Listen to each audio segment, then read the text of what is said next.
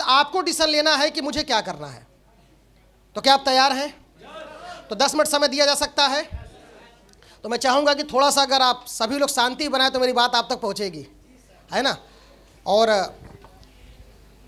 खासकर मैं निवेदन करूँगा माताओं बहनों से, क्योंकि इनके सामने भगवान भी चुप हो जाते हैं, मेरी क्या औकात है। लेकिन फिर भी मैं चाहूँगा कि माताएं बहनें अगर 10 मिनट के लिए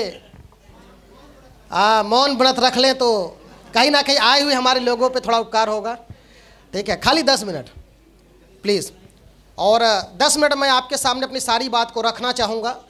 सबसे पहले मेरा नाम अविनाश कुमार गुप्ता हुआ और मैं रहने वाला आपके गाजीपुर ज़िला का हूँ। शायद कुछ लोग गाजीपुर को जानते हो, नहीं भी जानते हैं तो बनारस से जब आप आगे पढ़ेंगे बिहार की साइड में तो गाजीपुर ज़िला पड़ता है। और मैंने अपनी एजुकेशन वहीं से कंप्लीट की है। मैं 12th पास किया आपके गाजीपुर से। और इस बिज़नेस में कैसे मैं आया मैं आपको ज़रूर बताऊंगा, क्योंकि इस बिज़नेस में आने का कोई मेरा मोटो नहीं था, कोई मेरा उद्देश्य नहीं था। मैं जब 10th पास किया तो मेरा उद्देश्य था डॉक्टर बनने का। और जब मैं डॉक्टर बनने के लिए 11th क्लास में गया तो मुझे पता चला कि भाई मैथ की जगह बायो लेनी पड़ेगी। तो फिर मैंने बायो ली और बायो लेकर के मैंने 12th को पास आउट किया फर्स्ट डिवीज़न गवर्नमेंट कॉलेज से। मैं इसलिए आपको बताता हूँ थोड़े अपने बारे में कि बहुत सारे लोग हमारे हो सकता है कि हम उम्र में बैठे हों जिनको लग रहा हो कि मैं पढ़ाई लिखाई कर रहा हूँ तो मैं इस काम को कैसे कर सकता हूँ, या तो मैं ज़्यादा पढ़ा लिखा हूँ। इसलिए मैं थोड़ा बैकग्राउंड इसलिए बताता हूँ कि हाई स्कूल भी फर्स्ट डिवीज़न पास आउट हूँ, इंटर भी फर्स्ट डिवीज़न पास आउट हूँ, मेडिकल की मैंने सर 2 साल तैयारी की है। लेकिन बोल सकते हैं कि संजोग या बोल सकते हैं मेरी किस्मत ने उस समय साथ नहीं दिया, तो मैं डॉक्टर नहीं बन पाया, MBBS में मेरा सिलेक्शन नहीं हो पाया, या बोल सकते हैं रैंक ज़्यादा होने की वजह से मुझे कोई गवर्नमेंट कॉलेज नहीं मिला। क्योंकि जब मैं तैयारी कर रहा था 2011-12 की बात है तो उस समय CPMT, PMT, BHU, PMT ये सारे एग्ज़ाम अलग अलग हुआ करते थे। आज तो नीट होता एक ही में होता है। ये मैं अपने समय की बात बता रहा हूँ, आज से लगभग 11-12 साल पहले जब मैं इंटर पास किया था। तो फिर उसके दौरान जब मुझे डॉक्टर बनने का जब सपना लगा, मैंने 12th पास आउट किया, फिर मैं बनारस तैयारी करने आया।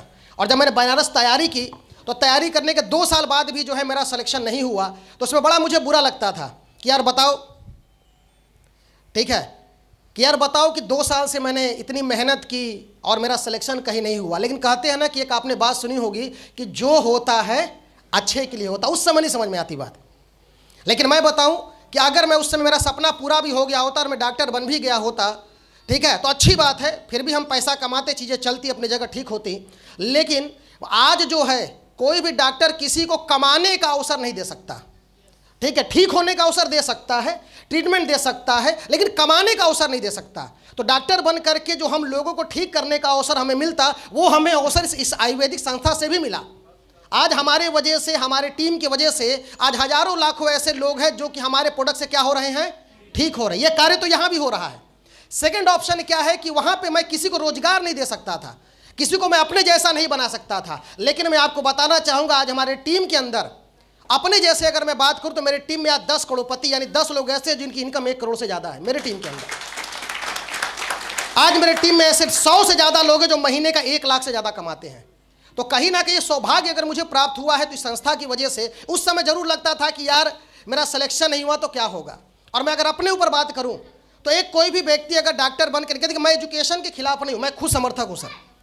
क्योंकि मेरी प्राइमरी खुद की सोच क्या थी डॉक्टर बनने की, क्योंकि मेरे पिताजी जो हैं 3 भाई हैं, 3 में से 2 भाई मेरे पिताजी के डॉक्टर हैं आँख के, मेरे 2 चाचा डॉक्टर हैं। तो मैं अच्छे खासे फैमिली से हूँ, पढ़े लिखे लोगों के परिवार से हूँ, तो 2 चाचा मेरे डॉक्टर हैं आँख के।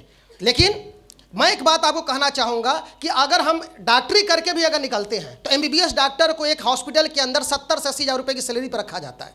मेरी बात को समझिएगा, और ये आप कहीं पता कर लीजिए क्योंकि इसके विषय मुझे लगभग अच्छी नॉलेज है। उसके बाद वो नर्सिंग होम चलाता है, क्लिनिक चलाता है, तो फुंडा मोटी मुद्दा पकड़ लीजिए कि 50,000 लाख रुपये और कमा लेता है। यानी एक डॉक्टर अगर 5.5 साल के MBBS को कंप्लीट करके प्रैक्टिस करके अगर निकलता है तो ये आपको बात क्लियर हो जाती है कि अप्रॉक्स जो उसकी इनकम तय होती है वो होती है 1.5 से 2 लाख रुपए। उसके ऊपर जब MAD करे चाहे MS करे, MSH करे, वो सारी बातें उसके ऊपर की हैं।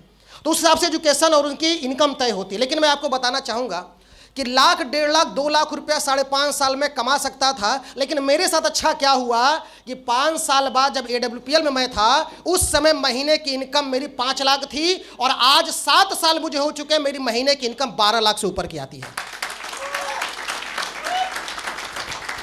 और अगर लोग करोड़पति बनने की बात करते तो अगर मेरे पिताजी का अस्पताल होता तो बहुत अच्छी बात होती, वो था नहीं। लेकिन आज मैं अगर बात करूंगा इस बिजनेस की वजह से जो इनकम की, तो आज सालाना जो इनकम लगभग जा रही है वो 1.25 करोड़ के ऊपर। और दूसरी बात मैं आपको बताना चाहूँगा, मैं चाहूँगा अजीत कहाँ है? आप नहीं, अजीत अगर लैपटॉप हो तो मेरा इनकम खोल के दिखाओ लोगों को। अभी हम आपको दिखा भी दें कि कई जगहों पे ऐसा होता है कि लोग बता रहे हैं दिखाते नहीं हैं। मैं अपनी इनकम आपको एग्जैक्ट दिखा के जाऊँगा। कारण क्या है? क्योंकि सर हम वो लोग हैं जो आज गवर्नमेंट को 100% अपने कमाई का टैक्स देते हैं।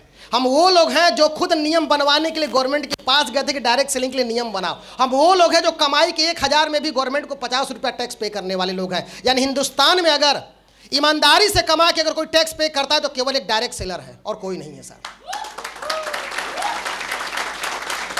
और मैं कहना चाहूंगा कि मैंने 7 साल में क्या कमाया, क्योंकि पहले कमाई बता देने से थोड़ा वजन बढ़ जाता है, लोग बात को ध्यान समझते हैं, है ना। अगर मैं पिछले 7 साल के अंदर इनकम की बात करूंगा तो मैं अपनी अभी आपको आईडी और चीज़ें दिखा सकता हूं। 7 साल में 6 करोड़ रुपया मैंने यहां से कमाया भाई साहब, 6 करोड़ की इनकम है मेरी। और बाकी शहरों की बात रही, टीमों की बात रही, जर्नी की बात रही, वो मैं आपको बताना शुरू करूंगा कि आया कहां से।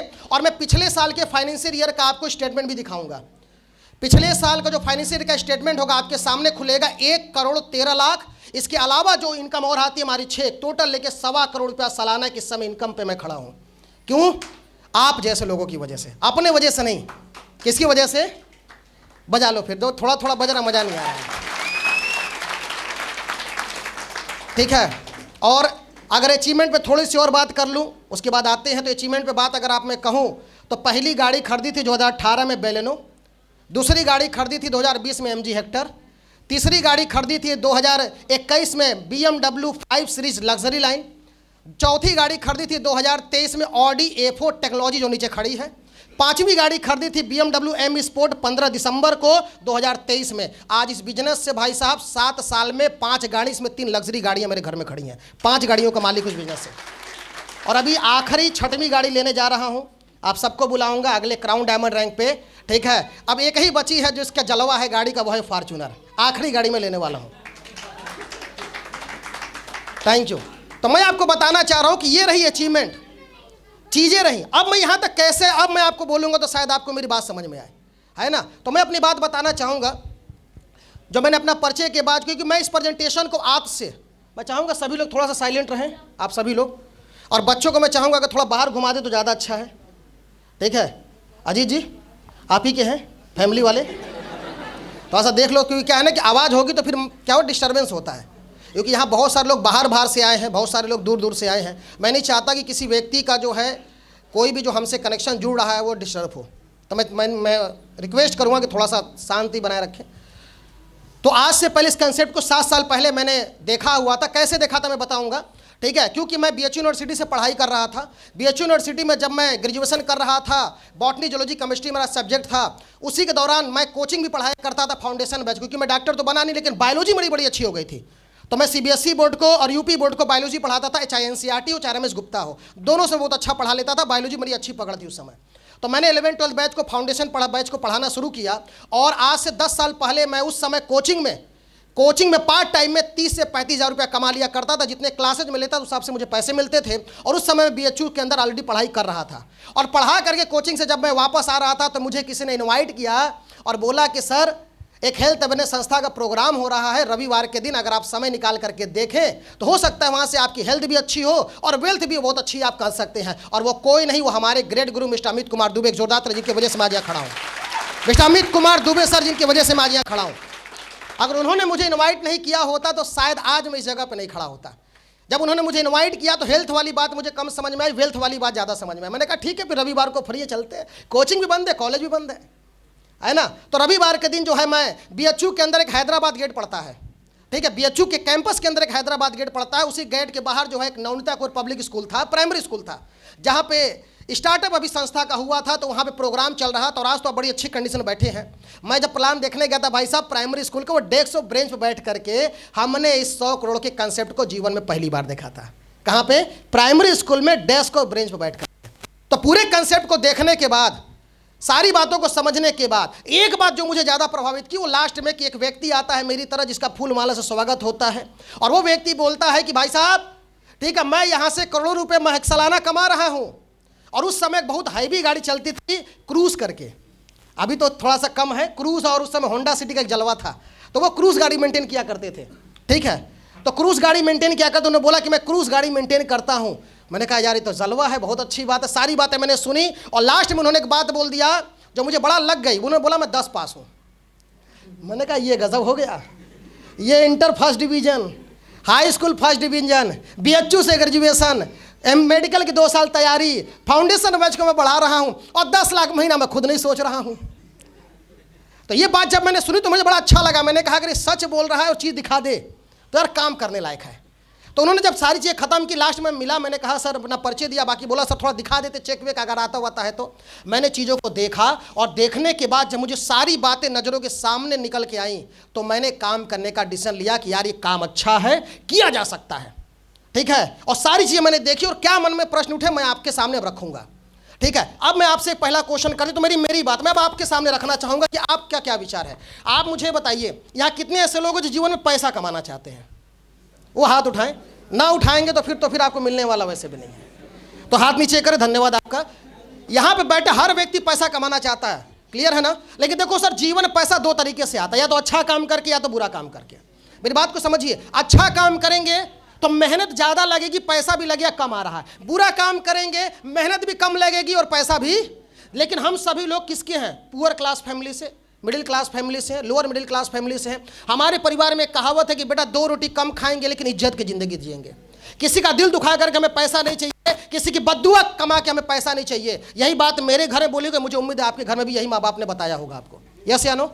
तो अब आप सोच के देखिए कि आज से पहले भी आप कोई काम कर रहे थे और आज भी कर रहे हैं, और आज आपने एक प्रेजेंटेशन देखा जहां पे आपको बताया गया कि पार्ट टाइम में आप यहां दूसरा काम भी शुरू कर सकते हैं अपने काम के साथ साथ। अब इस काम कैसा है ये आप डिसाइड करिए। अच्छा काम हुआ तो मुझे भरोसा है कि आप मेरा साथ देंगे, और गलत काम हुआ तो आज के बाद हम लोग भी नहीं करेंगे, ठीक है। लेकिन मैं आपसे जानना चाहूंगा कि आप बताइए मेरा काम कैसा? आज 25, 50, 100, 200, 500, 1000 लोग को इकट्ठा करना, सेहत के विषय में जानकारी देना, क्या खाने पीने से आप स्वस्थ रहेंगे, क्या खाने पीने से आप बीमार पड़ेंगे। आप मुझे बताइए, लोगों को सेहत के विषय में जानकारी देना अच्छा काम है कि बुरा काम है? बात को मानते हैं? सुबह उठिए, गुनगुना पानी पीजिए, घर की मसालेदानी को जो है सही करिए, खड़ा मसाला ला के बुक करके यूज़ करिए, पिज़्ज़ा बर्गर केक को मत खाइए। लोगों को ये जानकारी देना अच्छा काम है कि बुरा काम है? मतलब ये बात समझ में आपको क्लियर आती है कि भाई सेहत के विषय में किसी को समझाना ये काम कैसा है?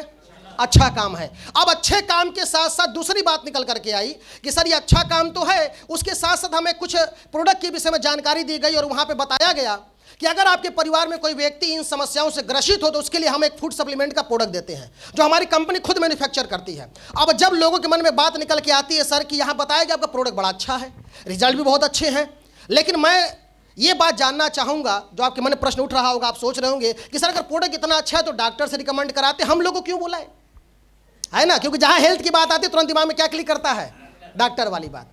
फिर दूसरी बात निकल करके आती है सर कि डॉक्टर के साथ मेडिकल स्टोर पे बिकवाते, हमें पता चला कि ये प्रोडक्ट आपके यहाँ से ही मिलेगा, ठीक है। तो पहले इन 2 प्रश्नों का मैं उत्तर देता हूँ, क्योंकि सर ये आपकी बात बिल्कुल सही है कि हम डॉक्टर से रिकमेंड नहीं करा। उसका कारण क्या है सर? क्योंकि हमारी कंपनी जब डॉक्टर साहब के पास गई तो डॉक्टर साहब ने एक बहुत अच्छी बात बोली कि भाई साहब हमारे यहाँ कोई भी व्यक्ति आता है क्विक रिलीफ के लिए आता है, तुरंत मुझे समाधान चाहिए। और मुझे लगता है ये सही भी है। अगर हम डॉक्टर बजाते हैं तो क्या करते हैं? तुरंत सोचते हैं कि डॉक्टर साहब इंजेक्शन दे दे, टिकिया दे दे, पानी चढ़ा दे, लेकिन आधा 1 घंटे में हमारी जो दिक्कत है वो क्या करें? ठीक कर दे। और अगर हम किसी बीमारी को लेकर जाते हैं तो हम क्या उम्मीद रखते हैं कि कम से कम 3 से 5 दिन में समस्या क्या हो जाए? ठीक हो जाए, समस्या दब जाए, 100% ठीक हो, इसके लिए हम नहीं जाते। और अगर कोई डॉक्टर ने आपको 5 दिन की दवा दी, 10 दिन की दवा दी और आपको फायदा नहीं दिखा तो आप 10वें दिन बाद क्या करते हैं? डॉक्टर बदल देते हैं। इंतजार करते हैं क्या? तो डॉक्टर साहब ने बोला भाई साहब हमारे यहाँ तो मैक्सिमम वैलिडिटी 10 दिन की है और आपके प्रोडक्ट की वैलिडिटी कितनी है? 3 से 4 महीना में आपका प्रोडक्ट रिजल्ट देगा। हमारा कस्टमर नहीं ले पाएगा क्योंकि हमारे यहाँ तो वो लोग आते हैं जिनको तुरंत आराम चाहिए। मेरी बात को समझिए, बात सही कि गलत है?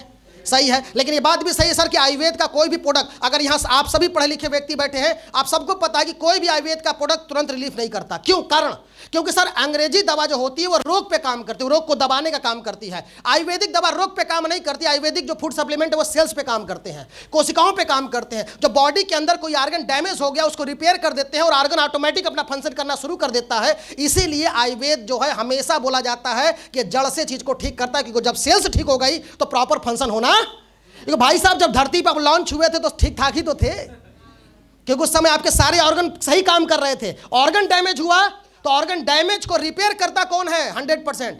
आयुर्वेद, एक जोरदार तालियां होनी चाहिए। इसलिए हमारा प्रोडक्ट समय लेता है,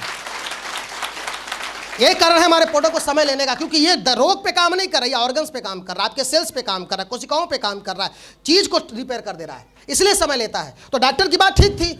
अब बात निकल के आती है सर कि ठीक है डॉक्टर रिकमेंड नहीं करता तो आपको पता चला आप लोग दोगे प्रोडक्ट, तो यार अगर दुकान पे होता तो घर घर पहुंच जाता। मैं आपको बताना चाहूंगा, यहाँ मैं खुद एक दुकानदार का लड़का हूँ, क्योंकि मेरे पिताजी जैसे मैंने बताया 3 भाई 2 डॉक्टर,